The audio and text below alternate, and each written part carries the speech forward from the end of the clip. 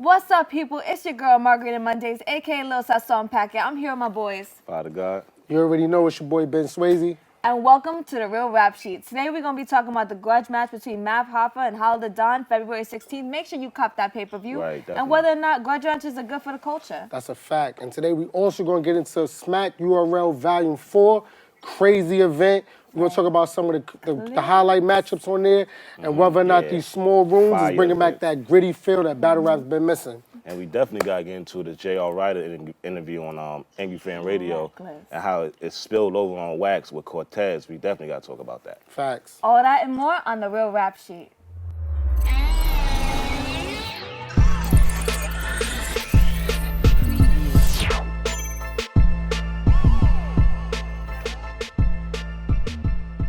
First thing that we're going to get into is Smack Volume 4. Yes. Crazy event. Fire. You know what I'm saying? Absolutely. Fire. Random card. I ain't going to hold y'all. This might have been one of the best volumes that there's been. Absolutely. You know what I'm saying? No question. Absolutely. What you thought about the event?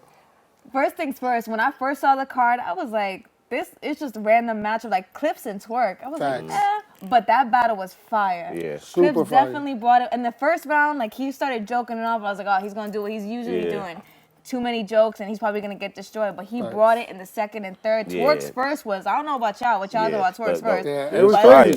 That might have been Twerk best round in his career so far. Absolutely. Honestly. I wouldn't doubt In my opinion, I think every battle on there is potentially a classic. You know what I'm saying? People don't like using that C word. And battle rap, that's kind of like a jinx. They all got replay value. Absolutely. When it comes I out. definitely think that was one of the like best events. You know what I'm saying? Somebody that, to me, I think had probably highlighted the night was Arsenal. You know what I'm saying? Yeah. He's Shout out to speaking Arsenal. real facts. Being real sneaky. Geechee in the second Geechee round, did his though. thing, but Arsenal just went off. You know what I'm saying? I think if you didn't cop the pay-per-view, make sure y'all get that. Absolutely. Every battle on there was a classic. A classic in my opinion. What about that John and Don vs. O-Red? Y'all should thought about that battle. Also crazy. Every battle. John's first, we're not going to tell y'all too much, you know what I mean? Y'all got to cop the VOD. Absolutely. But John first was crazy, you know what I'm saying? Let me ask y'all something. These small rooms, y'all really think it's giving that gritty feel that has been missing in battle rap? I'm like back and forth with it. Like I love the atmosphere of a small room, but then again, when you're in a small room, it's more likely that your group behind you can hype up your bars. And then some people are swayed when watching it because they hear all the hype behind it. You know what I'm saying? I like it when the small, I'm sorry to cut you off, but No, I like it when it's more limited, you know, because, you know, when there's big stages, sometimes the crowd really dictate the outtake of these battles. So when it's small, limited, when there's no bias in the crowd with your crew, if everybody who know battle rap and they for somebody and for the opponent, I think that's great. And it back I ain't gonna lie, like these small rooms is definitely bringing back that gritty feel, you know what I'm saying? That feel that battle rap's been missing, you know what I'm saying? DVD that feel. real, you know what I'm saying? And that's what we want to keep, you know what I'm saying? We want to keep it gritty, you know what I'm saying? Like, so, I mean, going forward, let's keep these small rooms going, you know what I'm saying? This grittiness, this is what we need in battle rap. We need gritty battles, man. That's what we need. Since you brought up being gritty, my man Cortez called up one of the grittiest battle rappers who solidified his spots with the gorillas, Hoffa.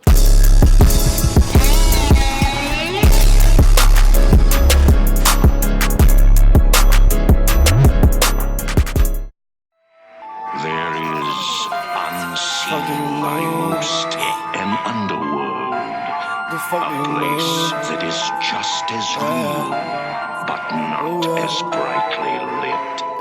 A dark sound. What? Good, bro. Still around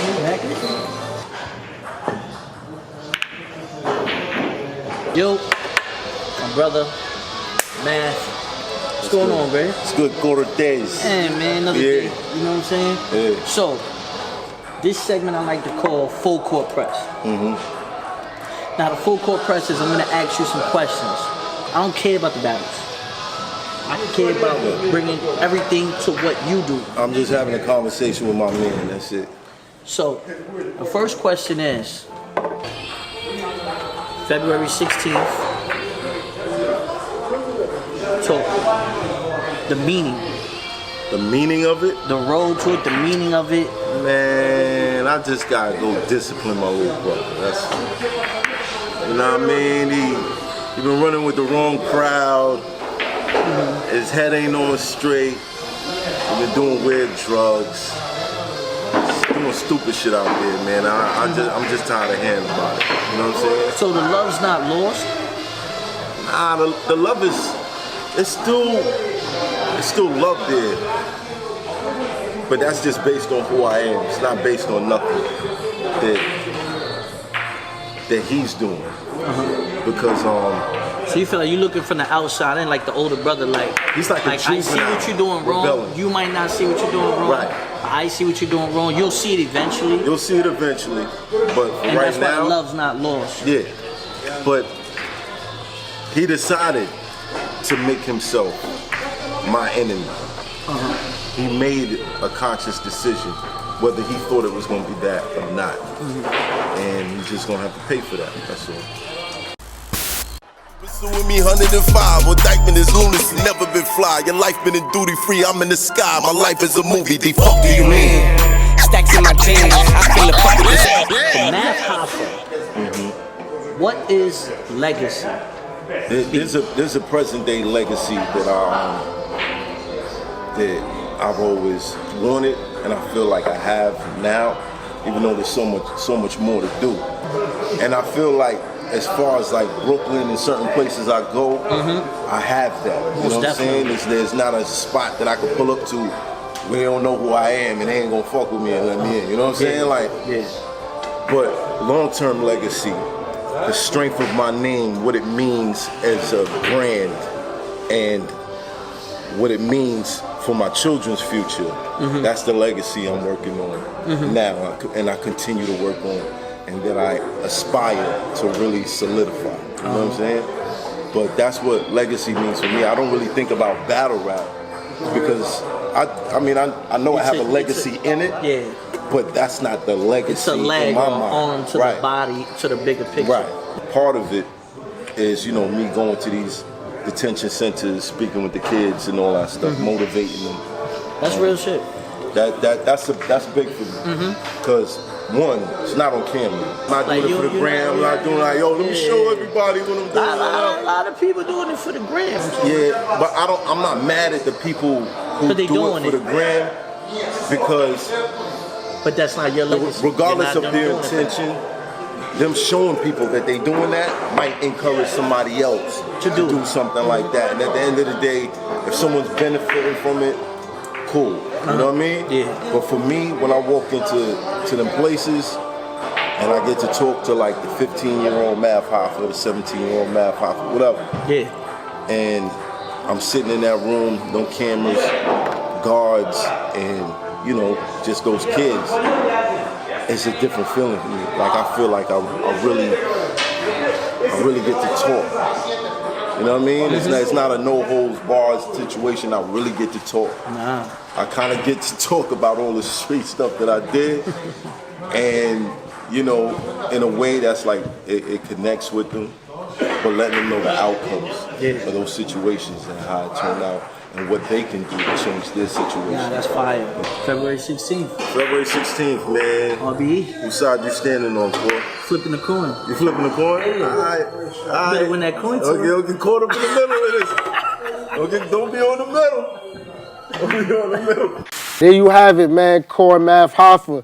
That was a crazy interview right there, man. That was dope. And what's crazy is like a lot of people don't get to see that part of Math, you know what I'm saying? I've known Math from back in the day, like from a minute ago, you know what I'm saying? And the fact that he's not just being portrayed as a bully, I think that was a good look. People only see him one way. Emotional. It's good to see another side to him. But he is going against Hollow, man. What y'all think about that battle? Man, I don't know about y'all, but I saw them interviews and it got heated. I was like, they're going to go at it. And I think some serious stuff that we never knew was going to come out in these battles, even more so than the grudge match between them, yo. Crazy. I think Hollow gonna be honestly really focused off his last two showings. He wasn't really satisfied with it, so I feel like it's more for him for his fans. But from Math perspective, this is one of them Mount Rushmore type of battle where he got something to gain from this win, and plus it's personal. So you never can forget that. Matt always steps his game up with a top tier battle rapper. Yeah, so he I do. can't He wait to definitely see what brings he it, does. yes. Yeah, it's going to be personal for all of them, man. Who else is on that card, though? Oh, we got Big K, Calico. That's going to be, man, that's going to be gutter match. That match right there, I think is gonna get. They're gonna need extra security out there. They got man. you. They got You know how Cats gonna be getting reckless. You already know it's gonna be a shoving match at some point in the battle. That battle's crazy. Who else is on the card? We got Ill Will, Serious Jones. What y'all think about that matchup? Be honest. I think people sleeping on that battle. Honestly, I think I'm one of them people sleeping on it. Yeah, I'm not gonna lie to you. I was like, okay. It depends on what Serious Jones shows up. I'm gonna be honest. Jones he got a lot of W's. But Ill Will's a killer. He is, but Serious Jones a legend. Well, I guess we're gonna have to see. Right. We'll have to see. I think Ill Will needs to come back because his last battle with Calico, he missed the ball by a little bit. You think so? Just because it got too heated. You know what I'm saying? I think that threw him off. So I feel like he's gonna come back and be like, yo, I got something to show What about off. the return of Oops? Oops, that's my dude right there, man. You know? That's my dude. Oops and Craig Lamar, I think that's going to be a sleeper right there. A lot of bars. I think so, too. I think that's going to be a lot of bars, but it's crazy, though, because, like, it is. And ARP and RBE, I feel like they've been jumping the ranks, you know what I'm saying? Yeah. What do y'all think they rank right now? Honestly? Are they number 1? Are they number 2? Are they number 3? I think they solidified their spot as number 2. Yeah, number 2? They overtook King of the Dot last year with the year they just had. You know, with bringing back Jane Mills, Book and Murder Move. Like, so I feel like. Had a lot of big so ARP, he want smoke right now. Like, he want all the smoke. Right now. He want all the smoke. Hold on. You talking about smoke? Yeah. It's time for the smoke break. Hey.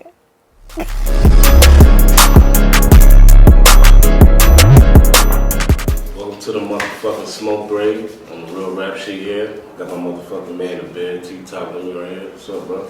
Top is the bad king of the motherfucking state, part life, NWX, all that good shit. You hear me? This right here is Fronto. If you don't know what Fronto is, it's like some Jamaican shit. I'm not Jamaican, so I can't tell you too much, but it's the best shit you can smoke out of here. It's probably like 2 grams. Well, not probably like 1 point. Okay, what strain is that? Strawberry banana. Strawberry banana? Yeah, strawberry banana. Okay. You got a hybrid. Yeah. It's a little mixed with an indica, you know what I'm saying? That's good shit. I don't know what it is, I just know it's good. I don't really fuck with this Cherry OG right here, though. This Cherry OG is a hitter. When you started smoking, Tom? The first time? First time I was smoking, shit. I've been smoking for a long ass time. I probably been smoking since I was like 14. It's hot than a motherfucker in here. Let me ask you a question. What's your favorite weed movie? What's your favorite, you know what I mean, get high? When I smoke, I like to watch shit like, I ain't gonna lie, shit take me. I know it is. You can't fuck with me. You ain't hear me saying about this shit. Now I'm just smoking it for the smoke. Nah, I like watching shit like I probably watch. I still watch old shit though. You know what I'm saying? Like I still watch Blood In, Blood Out. You don't know nothing about that. Vatos Locos Forever. You don't know nothing about that. What else I still watch? I still watch Scarface. I watched Godfather day before yesterday. Okay. You ain't no KK yet? Who that? The Cleveland Kush. Hell no. What? Oh man, my nigga. That's probably one of the best strains I ever smoked. My I ain't nigga. smoking no KK. Yeah, my nigga. That's your KK, K2. Hell no. What about hash? I'll fuck with some hash. Yeah, I would if I found something, but I ain't found it. I think hash getting replaced with like moon rocks and shit like that more. You gotta get the real moon rock. Yeah, that shit. You can't get the shit that's black on the top and then you peel it open and it's just Reggie inside. You know what I'm saying? It should be this color at the top. Best strain you ever smoked. Where you was at? 501st, my favorite weed. Yeah. Where was at? Atlanta. You got the best weed, man. That's a smoke break. We still smoking. That's a fact. Fine God. Real rap shit. Yo. You look stupid smack though. That son was baked up there, how did you even conduct that interview like straight? I give you props for that because you look done. Yo, this definitely was smack. I was just as smack as J.R. Ryder in that Angry Fan interview. So let's get into it. Oh, we gonna get into that right now? J.R. Ryder went on Angry Fan Radio and had some real harsh words about Cortez, how he should never be booked on everywhere, why they booking him. It's one thing to say, you know, you have an opinion about somebody, but to say you never get booked again sounds a little personal. Yeah, it was. You know what I'm saying? He was acting crazy. I'm not going to lie. Like, when I first heard it, you know what I'm saying? When I first got word of it, I ain't really think that he went in like that. You know what I'm saying? Yeah. But he went in like he out here in the field with everybody else. Like, he in the field. But talking about going in, Tez came back in what, like 6 hours with a rebuttal with happy birthday? That interview happened that night. Before you woke up in the morning, you had a response from Tez. on wax from Cortez, which was fire. Yo. Yeah. He had some words for him too after that. You know what I'm saying? He did an interview and all that. Let's get into that. Okay. All right. J.R. Ryder had his little run. We'll give him that. Let's give him a little 2-3 year run of just heat, right? Like I'm just saying, like, just give him that. We'll give you that. The way he talked in the interview, he was talking like there's levels and that he's still at top level. Like, he delusional. You had your little wave. Your wave was 15, 16 years ago, though, boy. You bugging the fuck out. Humble yourself. And then on top of that, I know the real club situation. Just off the wave, my face stay on the fly and I stay hosting clubs. So whether you don't fuck with the rap or not, nigga, I'm still out here in the streets doing shit. Fucking with niggas, spending money, spending chicken, being loopy. I'm in the mix. How could you hate on a nigga like that? You feel what I'm saying? The way he was talking was like, you don't want to see niggas do as good as you. So you felt the way, like you looking at like when he said about Surf. How you gonna say that about Surf? Nigga, Surf got Mozzie and Benny the Butcher on his album. Son got songs with Siegel and certain things like that. Me seeing him doing that, I gotta salute that. Cause that's still a part of the culture. You feel what I'm saying? You gotta salute that. And he one of them niggas, JR, you could tell he ain't saluting that. He ain't giving you daps. He don't want to see you up. He's still thinking he got to be up. That's that crab in the barrel mentality. That shit is whack. The way he was talking was crazy. But you was mad. You was mad over a tweet? They didn't even at you on the tweet. How you saw the tweet? And I wasn't talking crazy. I said something to fact. A fan tweets me and it's like, Cortez is unbeatable on beat. Now that's because of the verbal war zone battle. I think Cortez is unbeatable on beat. It's still pertaining to battles though. You feel what I'm saying? So another fan responds and says, oh, Cortez can't beat Cassidy, J.R. Ryder, or Graf. And my tweet response was, Graf is my man, but the other two are layups. That's a fact, my nigga. Like, what are you talking about? What do you expect me to say? Graf is my man, but Graf don't be trying to say he battled before. Graf don't do shit like that in his interviews. Real nigga. You feel what I'm saying? But of course, two other guys, Cassidy and J.R. Ryder, of course I'm going to say they layups. Of course I'm going to throw that out there. Why? Because they talk like they can still battle. And that's cool. They're entitled to their opinion. You always supposed to think you lit. You know what I'm saying? Like, yeah, I can still go back in the ring and do that. But you know the culture doesn't agree with y'all. That does not excuse you. Mad because I said y'all are layups. That does not excuse you to go in a 2-hour interview and talk crazy about me for a half an hour. So, you know, you see what Cortez feel about it. You know, how you feel about, because, you know, J.R. Ryder responded, but it wasn't him per se. He talked on the record. He got his little brother, Fred Money. That don't make any sense. Why would you start a battle and then someone else come in and fight for you? That doesn't make any sense. Yeah, that was crazy. And like Fred Money's response, you know what I'm saying? Like, I don't know, like Angry Fan, he tried to throw it out there as if it was some crazy response and like he killed Cortez, and it backfired on him. Like, the battle rap community, that's one thing about the battle rap community. They don't play that game. We don't play that with outsiders, you know what I'm saying? We'll talk our stuff, but with somebody else, you better come correct, you know what I'm saying? We're going to let you have it. So that response, I wasn't feeling that at all. I'm going to keep it up. I honestly thought, even if it was fire, the fact that it wasn't J.R. Ryder, is invalid to me. Yeah, exactly. Like, it just gets canceled out. Especially how he was talking. That's why, really, because he was talking to a point where, like, nah, you got to step up. You can't go down the block and get your brother. Yeah, that was crazy. That was a bad look. It made him lose twice. You know what, to be real with you? Since we talk about looks, let's get into a Ms.Fit, a fit or miss.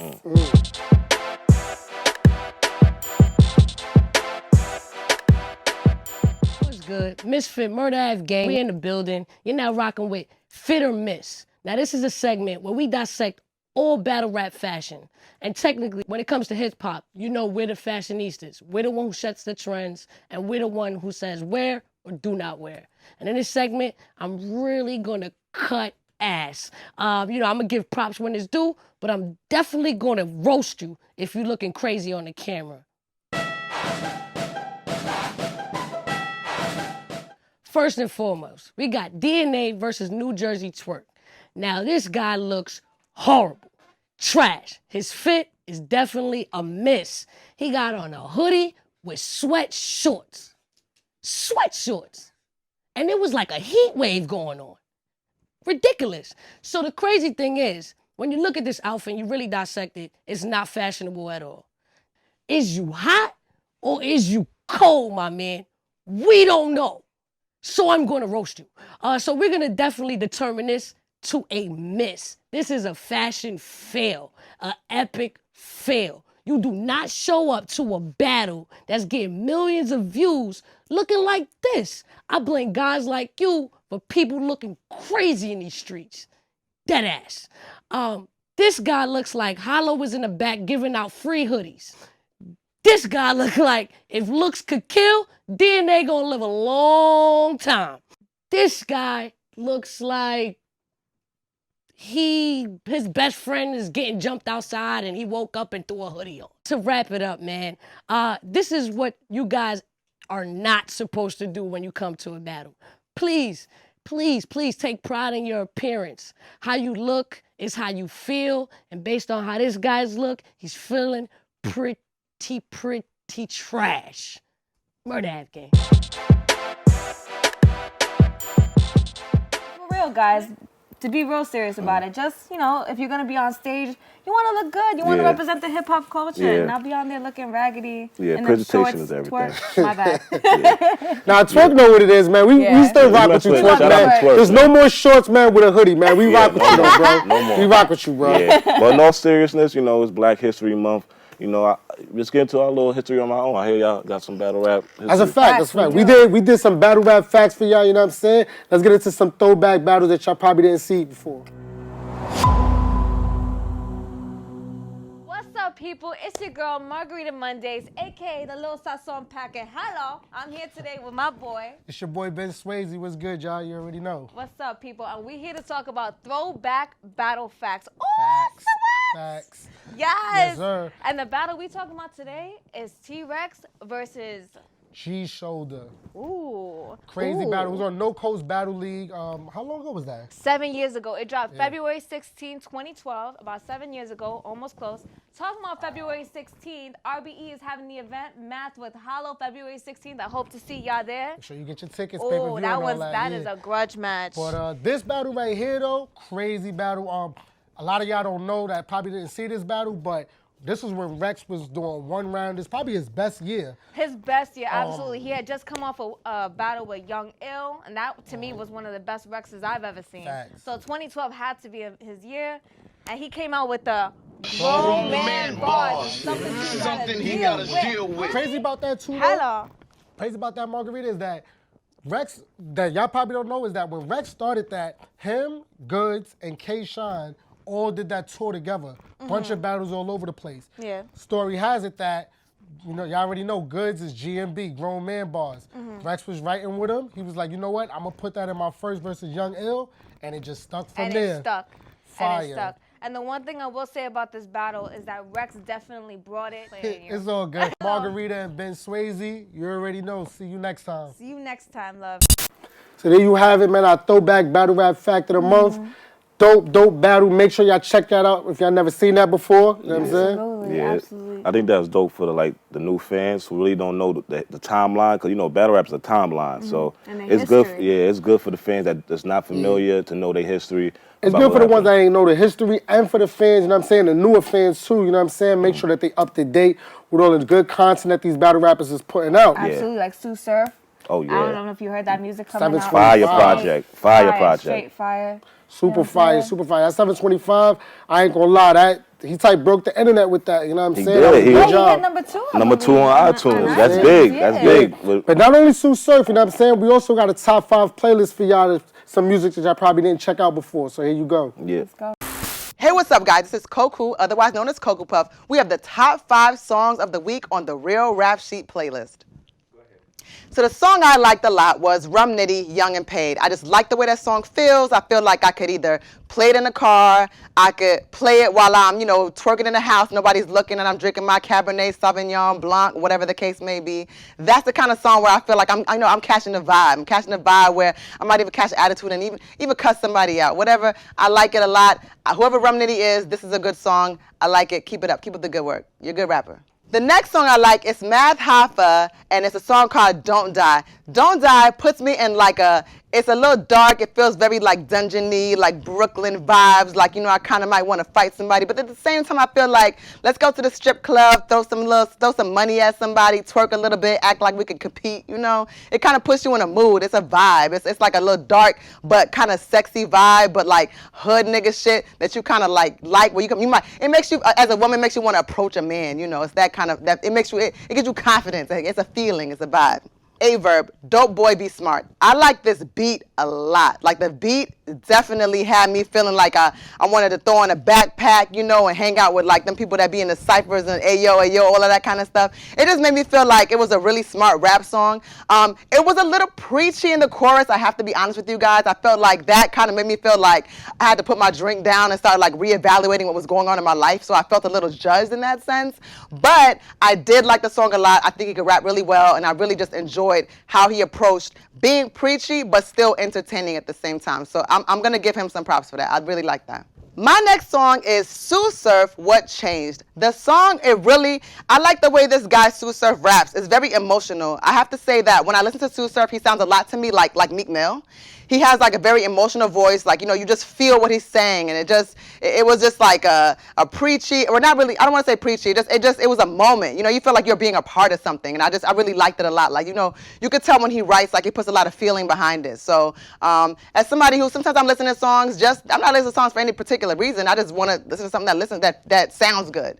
But in this particular case, I just feel like when this guy raps, it made me feel like it was a feeling, it was an emotion, it drew something out of me, and I felt like, I was listening to something that was very important to him. So that's why I like that song. My next song on this list, again, no particular order, I like this song by Cortez. It's called Bodega. It has that Spanish feel, makes you feel like, you want to go in a bodega, turn up. You know how you go to the bodega, like your favorite one? You could switch the playlist, go up, get up on the, in back of the counter. You tell them, like, no, we listening to this right now. This is the song we're going to play right now. It's that type of bodega feel where you just feel like you can go in there and just knock everything over, take everything that you need and tell them to put it on your tab. It's like your neighborhood bodega where you do what you want to do. That song made me feel a tiny bit violent, a lot of confident.